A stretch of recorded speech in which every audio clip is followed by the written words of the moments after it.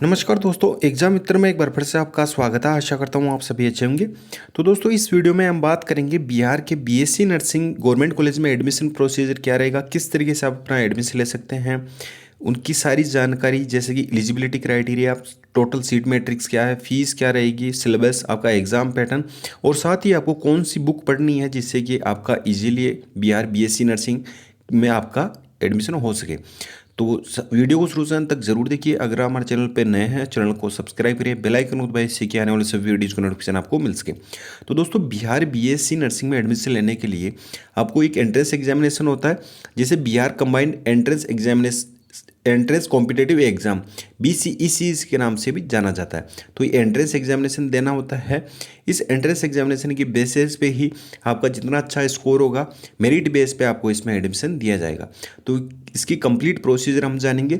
BCEC के जो entrance examination होता है उसमें काफ़ी सारे कोर्सेज में आपको एडमिशन दिया जाता है, लेकिन हम इस वीडियो में केवल BSc नर्सिंग पे ही फोकस करेंगे। पैरामेडिकल का, बी फार्मा का जो अदर कोर्सेज हैं उनके लिए आपको सेपरेट वीडियो प्रोवाइड करवा दिया जाएगा, जिसके माध्यम से आप जानकारी प्राप्त कर सकते हैं। तो दोस्तों, सबसे पहले तो हम इसमें एलिजिबिलिटी क्राइटेरिया की बात करते हैं कि एलिजिबल कौन कौन रहेंगे। तो इसमें एलिजिबिलिटी क्राइटेरिया में अगर एजुकेशनल क्वालिफिकेशन की बात की जाए तो आपके एजुकेशनल क्वालिफिकेशन में दोस्तों मैं ये जो ऑफिशियल प्रोस्पेक्ट दिया गया है उसी बेसिस पे जो ऑफिशियल जो चीज़ें हैं वही आपको बता रहा हूँ। तो इसमें आपके जो चिकित्सा धारा के पाठ्यक्रम है, चिकित्सा धारा के पाठ्यक्रम में फिजियोथेरेपी, ऑक्यूपेशनल थेरेपी, पैरामेडिकल या BSc नर्सिंग, ये जो कोर्सेज हैं इसमें आपके 10+2 आपका कंप्लीट होना चाहिए। और 10+2 में आपके पास में फिजिक्स, केमिस्ट्री और बायोलॉजी, ये आप देख सकते हैं यहाँ पे, भौतिक विज्ञान, रसायन विज्ञान, जीव विज्ञान में आपके बॉटनी, जूलॉजी दोनों आते हैं। तो ये आपके पास आउट होना चाहिए। BSc नर्सिंग पाठ्यक्रम के लिए 10+2 में आपके फिजिक्स, केमिस्ट्री, बायोलॉजी और अंग्रेजी, एक इंग्लिश जो आपका सब्जेक्ट है वो होना चाहिए। और एग्रीगेट मार्क, आपके जो मार्क्स हैं वो 45% मार्क्स आपके होना जरूरी हैं। तो आप इसके लिए एलिजिबल हैं, आप इसके लिए अपना एप्लीकेशन फॉर्म फिल कर सकते हैं और आपका बिहार का डोमिसाइल होना जरूरी है। इसके अलावा आयु सीमा की अगर बात की जाए तो 31 दिसंबर को आपकी जो आयु है 17 वर्ष होनी चाहिए। आपकी मिनिमम इसमें आपका एज क्राइटेरिया है वो आपका 17 वर्ष रखा गया है। अब जिन कैंडिडेट के पास में फिजिक्स, केमिस्ट्री, बायो या आपका मैथ जो PCM आपका MBA होता है वो भी कर रखा है, तो आप इसमें से फिजिक्स, केमिस्ट्री या बायोलॉजी, आपको तीनों में से आप तीनों का एंट्रेंस एग्जाम दे सकते हैं। आप मैथ को स्किप कर सकते हैं। अगर किसी ने फिजिक्स, केमिस्ट्री, बायो या मैथ, अगर ये चारों सब्जेक्ट अपने 10+2 में ले रखे हैं तो वो भी इसके लिए एलिजिबल है। ये डाउट मैंने काफ़ी सारे यूट्यूब पे वीडियोज़ देखे थे, उनमें आपका डाउट था, तो ये डाउट भी आपका क्लियर हो गया होगा। अब दोस्तों, बात करते हैं आपकी सीट मैट्रिक्स की कि BSc नर्सिंग के लिए गवर्नमेंट कॉलेज की टोटल कितनी सीट है बिहार में। तो दोस्तों, यहाँ पे 3 इंस्टीट्यूट कॉलेज आपके दिए गए हैं जो BSc नर्सिंग के लिए हैं। इनमें आपका BSc nursing college of NMCH Patna में है। सेकेंड आपका कॉलेज है वो आपका BSc nursing college VIMS Pawapuri में, नालंदा में। थर्ड आपका कॉलेज है वो BSc नर्सिंग कॉलेज JLNMC है, भागलपुर में। तो ये 3 आपकी गवर्नमेंट कॉलेज हैं। इसमें जो टोटल सीट है वो इक्वल्स है, 60-60 सीट सभी में दी गई है। और यहाँ पे आपका जो रिजर्वेशन का क्राइटेरिया है एज पर आपका बिहार गवर्नमेंट के जो आपका रखा गया है, तो उसके तहत यहाँ पे डिवाइडेशन किया गया है। तो यहाँ पे आप अगर जिस भी कैटेगरी से बिलोंग करते हैं उसका आपके पास में सर्टिफिकेट होना ज़रूरी है, और उस सर्टिफिकेट के बेसिस पे ही आप यहाँ पे रिजर्वेशन भी ले सकते हैं। जैसे कि यहाँ पे SC ST EBC BC RCG EWS, ये आपका जो डिसेबल कोटा है यहाँ पे ये रिजर्वेशन आपका रखा गया है। तो यहाँ पे अगर टोटल सीट्स की बात की जाए आपके, तो 180 आपकी गवर्नमेंट की जो टोटल सीट है वो आपकी BCEC के तहत आपकी फिल की जाएगी, आपके एंट्रेंस एग्जामिनेशन के तहत। तो ये सीट मैट्रिक्स हो गया। अब दोस्तों, बात करते हैं आपके एप्लीकेशन फॉर्म फीस की। तो दोस्तों, एप्लीकेशन फ़ीस की अगर बात की जाए तो जिन यहाँ पे 2 कंडीशन दी गई आपकी एप्लीकेशन फ़ीस की भी, क्योंकि ये बिहार में आपका जो PCMB है वो रखा जाता है। तो यहाँ पे अगर आपके फिजिक्स, केमिस्ट्री और बायोलॉजी केवल यही है तो आपकी जो एप्लीकेशन फ़ीस रहेगी वो 1000 रुपीज़ रहने वाली है। और ये तो आपकी जो रिजर्व कैटेगरी से बिलोंग नहीं करते उनके लिए, और जो रिजर्व कैटेगरी के हैं तो उनके लिए यहाँ पे 500 रुपये रहने वाली है। ये सामान्य कैटेगरी की है और ये रिजर्व कैटेगरी की 500 रुपये है। जो PCB है, जिनके फिजिक्स, केमिस्ट्री और बायोलॉजी जिन्होंने 10+2 में सब्जेक्ट ले रखा है।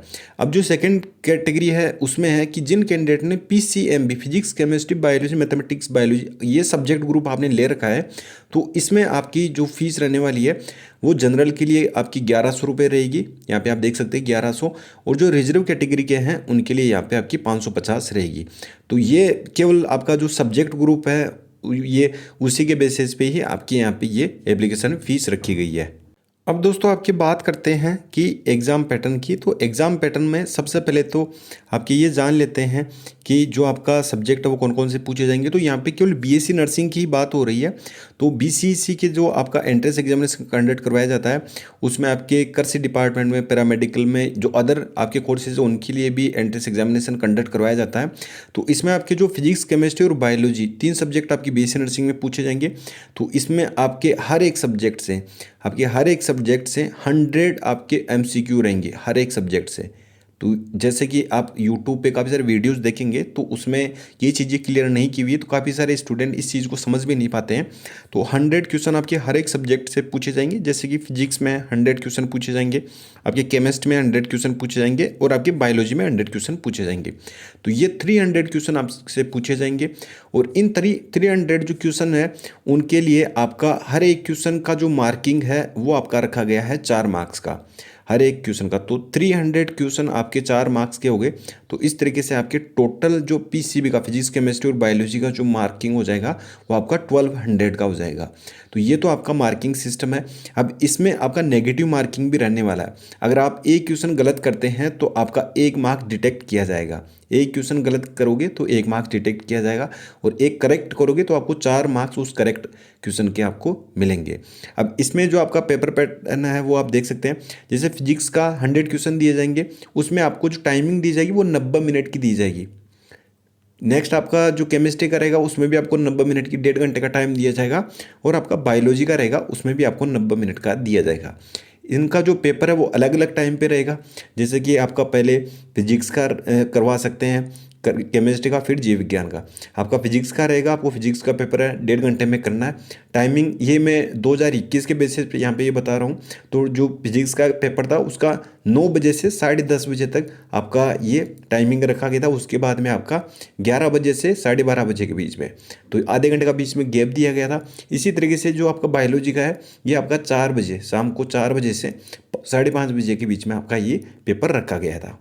और आपका जो पेपर है वो हिंदी और इंग्लिश दोनों लैंग्वेज में आता है। आप जिस भी लैंग्वेज में चाहे उस लैंग्वेज में आप अटेम्प्ट कर सकते हैं क्वेश्चन को। तो ये आपका पूरा पेपर का पैटर्न था। अब आपका जो सिलेबस है उसके बारे में बात करें तो आपका जो सिलेबस है वो 12th लेवल का सिलेबस पूछा जाता है, जिसमें आपके 11th और 12th दोनों कवर की जाती है। फिजिक्स, केमिस्ट्री और बायोलॉजी आपकी तीनों सब्जेक्ट को आपको कवर करना होगा।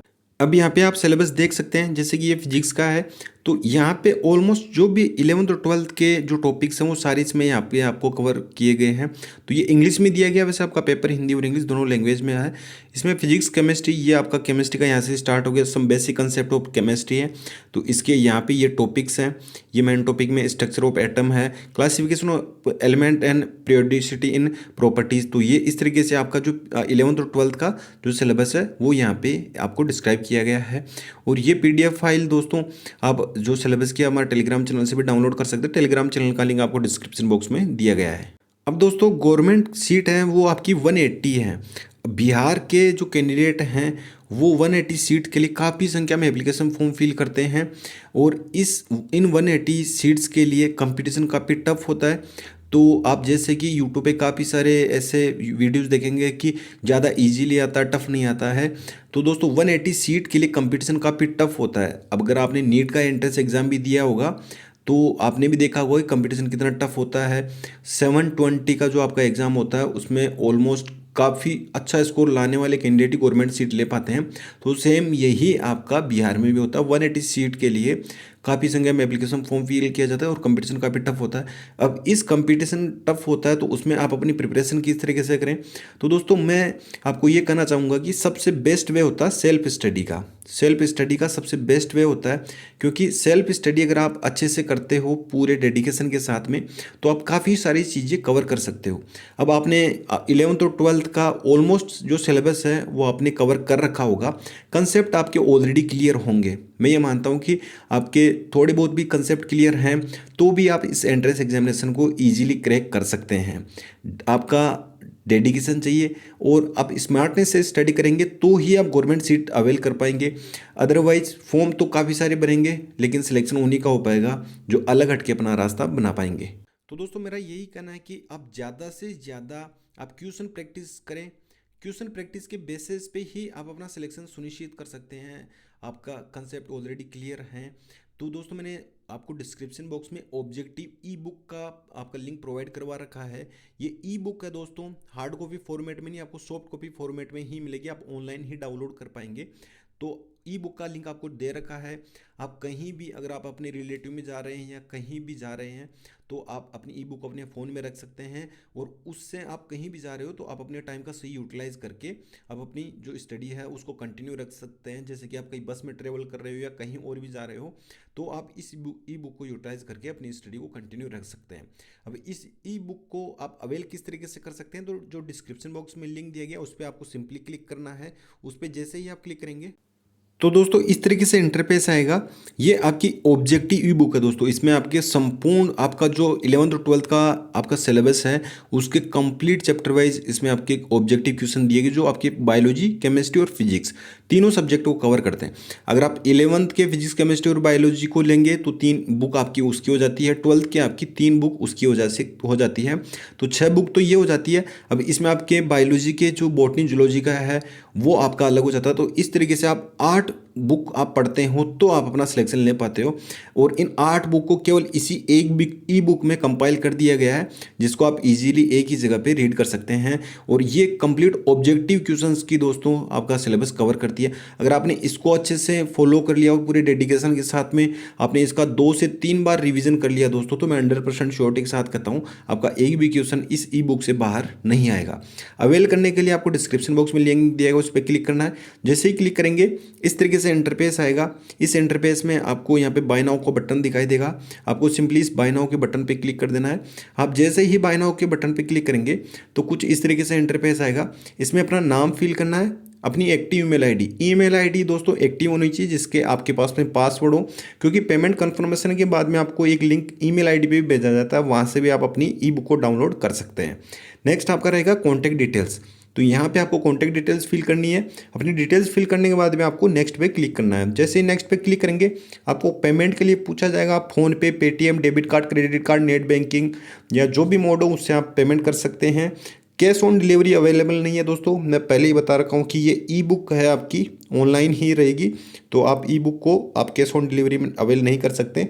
तो आप जैसे ही पेमेंट कंफर्म करेंगे आपको डाउनलोड फाइल का ऑप्शन आएगा, वहाँ से आप अपनी ई बुक को डाउनलोड कर सकते हैं।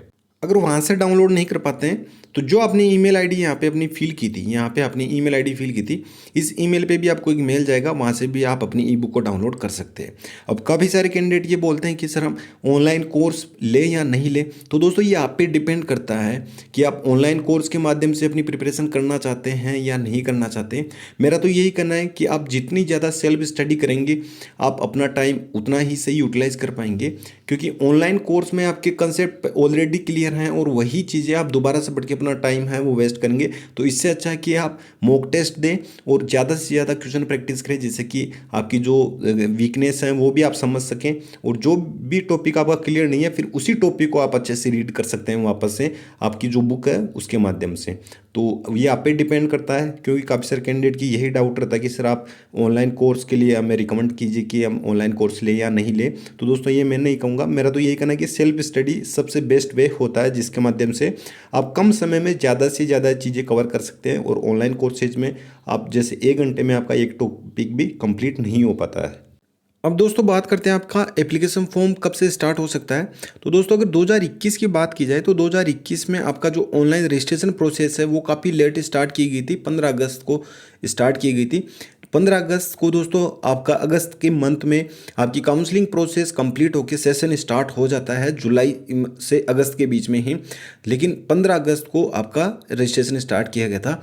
रीज़न ये था कि जो 21 सेशन में आपका जो कोविड क्राइसिस था, आपने देखा होगा, न्यूज़ में भी आपने रीड किया होगा, तो 2022 में इस बार ऐसा कुछ भी नहीं है। तो आपका जो एप्लीकेशन प्रोसेस है वो आपकी हो सकता है कि मार्च के एंड में या आपकी अप्रैल के फर्स्ट वीक में आपकी एप्लीकेशन प्रोसेस है वो स्टार्ट हो जाए। जैसे ही आपकी एप्लीकेशन प्रोसेस से रिलेटेड कोई भी नोटिफिकेशन जारी किया जाएगा, आपको हमारे चैनल पे वीडियो प्रोवाइड करवा दिया जाएगा। किस तरीके से अपना फॉर्म फिल कर सकते हैं वो भी स्टेप बाय स्टेप आपको सारी जानकारी दे दी जाएगी, जिसके आप फॉलो करके आप अपने बेसिस पे ही कंप्लीट फॉर्म है वो फिल कर सकते हैं। और आपकी जो काउंसलिंग प्रोसेस होती है, किस तरीके से पार्टिसिपेट करना है, क्या प्रोसीजर रहेगा, सारी जानकारी आपको हमारे चैनल पे मिलती रहेगी। और बाकी जो अदर स्टेट के कैंडिडेट हैं उनकी भी आपको इन्फॉर्मेशन, सब ऑलमोस्ट जो इंडिया में जितने भी स्टेट हैं उनके एंट्रेंस एग्जामिनेशन बीएससी नर्सिंग या पैरामेडिकल के रिलेटेड जो भी इन्फॉर्मेशन होती है वो सारी हमारे चैनल पे प्रोवाइड करवा दी जाती है। तो आई होप दोस्तों आपके जो भी बीएससी नर्सिंग बिहार से जो कैंडिडेट करना चाहते हैं उनके जो भी डाउट हो वो सारे क्लियर हो गए होंगे। अगर फिर भी कोई डाउट रहता है दोस्तों तो आप मुझे कमेंट बॉक्स में पूछ सकते हैं। मिलते हैं नेक्स्ट न्यू वीडियो में नेक्स्ट न्यू अपडेट के साथ में। धन्यवाद। जय हिंद, जय भारत।